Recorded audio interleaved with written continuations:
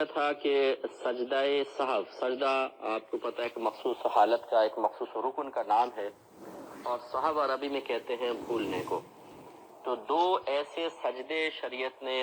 ہم پر واجب قرار دیے ہیں کہ اگر انسان بھولے سے نماز میں کسی واجب کو ترک کر دیتا ہے تو اس ترک واجب کی وجہ سے جو کمی پیدا ہوتی ہے اس کمی کو یہ دو سجدے ختم کر دیتے ہیں۔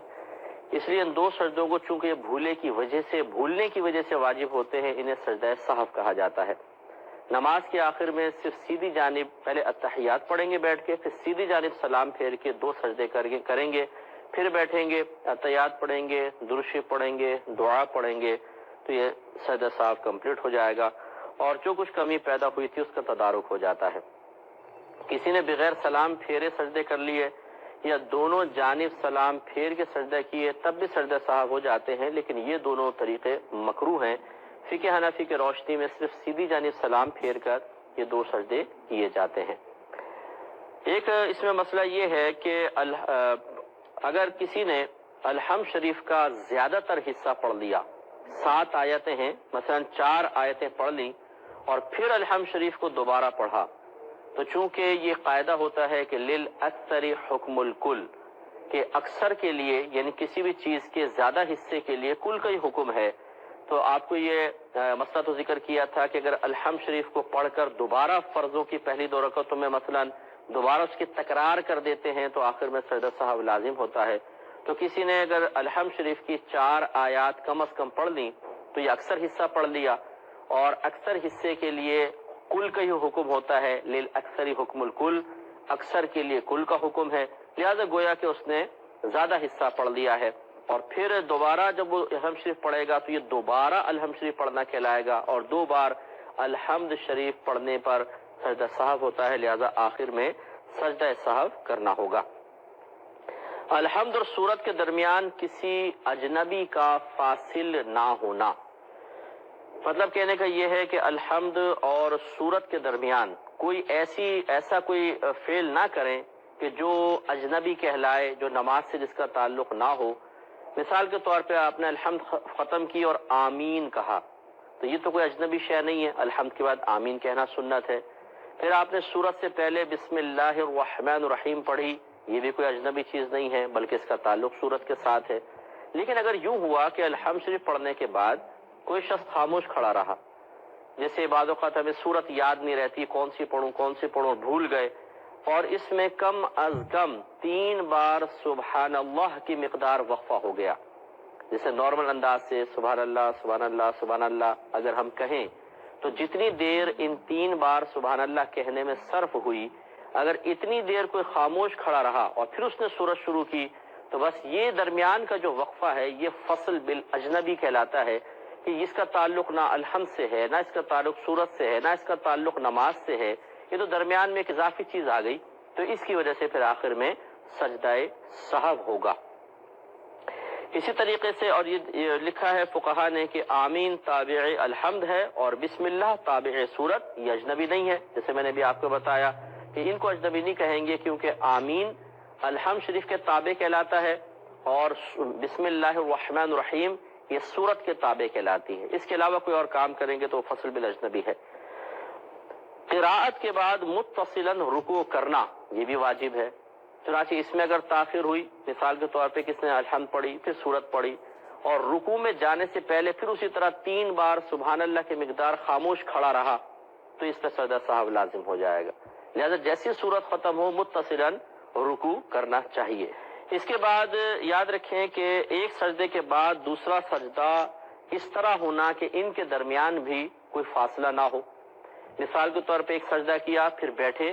تو 1 بار سبحان اللہ کی مقدار ٹھہرنا چاہیے، اس کو جلسہ کہتے ہیں، اور پھر اگلا سجدہ کر دیتے ہیں۔ لیکن اگر کوئی بیٹھ گیا اور اس میں کوئی ذکر الہی بھی نہیں کر رہا، جیسے یہ ثابت ہے کہ نبی کریم صلی اللہ علیہ وسلم بعض اوقات 2 سجدوں کے درمیان 3 بار رب اغفر لی رب اغفر لی رب اغفر لی فرما دیا کرتے تھے۔ اگر کوئی ذکر الہی باقاعدہ کر رہا ہے تو تھوڑا سا وقفہ ہو سکتا ہے، پھر وہ اگلا سجدہ کر لے، لیکن یہاں صورتحال یہ ہوئی کہ ایک سجدہ کیا پھر بیٹھ گئے، اور جسے بعضوں کو بھولنے کی عادت ہوتی ہے، وہ سمجھتے شاید میں اتحیات میں بیٹھ گیا ہوں، پھر ایک دم یاد آیا اوہو ابھی تو دوسرا سجدہ باقی تھا، اور اس سوچنے کے دوران 3 بار سبحان اللہ کا وقفہ ہو گیا تو بس اس پہ سجدہ سہو لازم ہے، نماز کمپلیٹ کرے آخر میں سجدہ سہو کرے گا۔ ایک مسئلہ اور ذکر کر دیتا ہوں کہ تعدیل ارکان واجب ہے۔ تعدیل ارکان کا مطلب ویسے یہ ہوتا ہے، تعدیل کا مطلب ہوتا ہے اطمینان سے کسی شے کو ادا کرنا، تو تعدیل ارکان کا مطلب ہے ارکان کو یعنی نماز کے تمام رکنوں کو اطمینان کے ساتھ اور آرام سے ادا کرنا۔ لیکن اکثر تعدیل ارکان کا اطلاق جو مخصوص کر دیا جاتا ہے وہ جب آپ رکوع میں ہیں، رکوع سے سیدھے کھڑے ہوتے ہیں تو یہ قومہ کہلاتا ہے، قومہ، اور 2 سجدوں کے درمیان جب آپ بیٹھتے ہیں تو اس کو کہتے ہیں جلسہ۔ تو قومہ اور جلسہ میں کم از کم 1 بار سبحان اللہ کی مقدار ٹھہرنا واجب ہوتا ہے، اور ہم اکثر جب کھڑے ہوتے ہیں ہم کہتے ہیں سمع اللہ لمن حمدہ، کھڑے ہونے کے بعد کہتے ہیں ربنا ولک الحمد یا اللہم ربنا لک الحمد، یہ بھی صحیح ہے۔ تو جب اتنا کہتے ہیں اللہم ربنا لک الحمد تو آپ دیکھیں 1 بار سبحان اللہ کی مقدار ہم کھڑے رہے تو ٹھیک ہے، کوئی مسئلہ نہیں ہے۔ لیکن بعضوں کو آپ دیکھیں گے بس یہ رکوع میں ہے، اتنا تھوڑا سا اٹھیں گے ایک دم سجدے کے اندر تیزی کے ساتھ، یعنی پتہ نہیں کیا جلدی ہوتی ہے اور سیدھے کھڑے ہی نہیں ہوتے، یہ قومہ گیا۔ اس طرح 2 سجدوں کے درمیان بس یوں گئے سجدے کے اندر، تھوڑا سا اوپر ہوا پھر ایک دم نیچے۔ نبی کریم صلی اللہ علیہ وسلم نے اس طرح سجدہ کرنے کو ایک فعل سے تعبیر کیا ہے کہ مرغے کی طرح چونچ زمین پہ مارنا، ٹونگ مارنا، جیسے مرغا یا مرغی دانا چگ رہے ہو، کبھی آپ نے دیکھا ہے یوں یوں یوں یوں بس تھوڑا سا منہ اٹھتا ہے، پورا یہ نہیں کہ اٹھا کے پھر یوں مارتے ہیں وہ یوں یوں یوں۔ تو یہ جلدی سجدے کرنا، تو پتہ نہیں ان کو کیا جلدی ہوتی ہے بعضوں کو، خاص طور پہ میں نے یہ جو مزدور ٹائپ طبقہ ہے نا ان کو خاص طور پہ دیکھا ہے، یہ نماز ماشاءاللہ بڑی پابندی سے پڑھتے ہیں لیکن کیسی نماز پڑھتے ہیں وہ بھیانک انداز جو ہے وہ اللہ تعالیٰ بس رحم ہی فرمائے کہ اتنی تیزی کے ساتھ ایک تو تکبیر باندھیں گے تو پھر پوری مسجد کا نظارہ کرتے رہیں گے، ادھر ادھر دیکھتے رہیں گے۔ ارے بھائی آپ نماز پڑھ رہے ہو کہ پوری مسجد کے اندر یہ دیکھ رہے ہو کہ گھڑیاں کتنی ہیں اور فانوس کتنے لگے ہوئے ہیں، اور اس کے بعد پھر رکوع میں گئے اور بس تھوڑا سا اٹھے فوراً سجدے میں، پھر ٹھک ٹھک ٹھک پھر اگلی رکعت۔ ابھی ہماری الحمد شریف اور سورت ختم نہیں ہوتی وہ سلام پھر کے وہ گیا چادر اٹھا کے، ارے بھائی اتنی جلدی۔ تو اس قسم کی جو نماز ہے تو ویسی منہ پہ مار دی جاتی ہے۔ نبی کریم صلی اللہ علیہ وسلم نے فرمایا کہ بندہ 60 برس تک نماز پڑھتا ہے لیکن اس کی ایک بھی نماز اللہ تعالیٰ کی بارگاہ میں مقبول نہیں ہوتی۔ صحابہ کرام علیہم رضوان نے پوچھا یا رسول اللہ صلی اللہ علیہ وسلم وہ کیوں؟ تو فرمایا کہ اگر رکوع صحیح کرتا ہے تو سجدہ غلط کر دیتا ہے، اور سجدہ صحیح کرتا ہے تو رکوع غلط کر دیتا ہے۔ سرکار صلی اللہ علیہ وسلم ایک دفعہ مسجد نبوی میں جلوہ افروز تھے، ایک صحابی آئے اعرابی اور اسی طرح تیزی سے نماز ادا کی، پھر سرکار کے پاس آیا سلام کیا، سرکار نے جواب دیا، فرمایا کہ جا کے نماز پڑھو، تم نے نماز نہیں پڑھی۔ تو کہا ٹھیک ہے، پھر نماز پڑھی، پھر آئے سلام کیا، سرکار نے وعلیکم السلام کہا، فرمایا جاؤ نماز پڑھو، تم نے نماز نہیں پڑھی۔ پھر پڑھ کر آئے، پھر سلام کیا، سرکار نے جواب دیا، فرمایا جاؤ نماز پڑھو، تم نے نماز نہیں پڑھی۔ اسی رسول اللہ مجھے تو سمجھ میں نہیں آ رہا میں کیسے نماز پڑھوں، آپ مجھے نماز پڑھنا سکھائیے۔ تو پھر سرکار نے سکھایا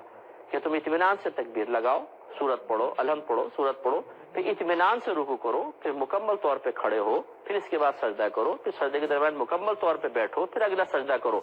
گویا کہ وہ صحابی تعدیل ارکان ترک کر رہے تھے تو 3 دفعہ سرکار نے 2 دفعہ نماز کو دہرانے کا حکم دیا، اور شارحین فرماتے اس لیے کہ اگر سرکار پہلی مرتبہ یہ بتا دیتے تو شاید ان کو یہ واقعہ پوری زندگی یاد نہ رہتا۔ 3 دفعہ کی مشقت کے بعد جب سرکار نے بتایا ہے تو اب یہ واقعہ ان کو ساری زندگی یاد رہے گا اور پھر دوبارہ وہ غلطی نہیں کریں گے۔ تو اس لیے اور اس میں پھر سرکار نے بھی سمجھا دیا کہ اگر اس طرح نماز ادا کریں گے تو نماز نہیں ہوگی، یا اگر ہوئی تو وہ نامکمل ہوگی۔ جیسے احناف کے نزدیک یہاں پر تعدیل ارکان کے ترک پر نماز کی نفی سرکار نہیں فرما رہے تھے بلکہ کمال کی نفی کرنا مقصود ہے۔ لہذا اگر کوئی بیچارہ جیسے میں بتا رہا ہوں کہ مزدور ٹائپ طبقہ ہوتا ہے، تیزی کے ساتھ رکوع سجود کر کے نماز کمپلیٹ کرتے ہیں تو ان کی فرضیت ادا ہو جاتی ہے، فرض سے بری ذمہ ہو جائیں گے، لیکن ترک واجب کی وجہ سے، کیونکہ تو جان بوجھ کے واجب ترک کر رہے ہیں، بھولے سے کوئی سستی کی وجہ سے تیز نماز پڑھ رہے ہیں تو ان کی نماز واجب العیادہ ہے، ان کو دوبارہ نماز پڑھنی ہوگی، نہیں پڑھیں گے تو میدان معاشر میں پتہ چلے گا کہ جی آپ کی نمازیں تو یہ رکھی ہوئی کیونکہ ان کے آپ نے صحیح طریقے سے ادا نہیں کیا تھا۔ اسی طرح میں اپنی ینگ جنریشن سے گزارش کرتا ہوں، خصوصاً جو اسکول کے بچے ہیں، کالج کے ہیں، یونیورسٹی کے ہیں، ان کو نامعلوم کیوں اتنی تیزی اور جلد بازی ہوتی ہے کہ تیز تیز رکوع سجود کریں گے، اتنا تیز مقابلہ کریں گے، تم پہلے ختم کرتے ہو میں کرتا ہوں، اگرچہ ایگریمنٹ نہیں ہوتا، کوئی کمٹمنٹ نہیں ہوئی ہوتی یا کوئی مطلب مشروط نہیں کیا گیا ہوتا، کوئی انعام کا ذکر تو نہیں ہوتا، لیکن ایک دوسرے کی آنکھوں میں آنکھیں ڈال کر اور پھر جو شروع ہوتے ہیں اتنی تیزی کے ساتھ کہ نہ رکوع صحیح نہ سجدہ صحیح۔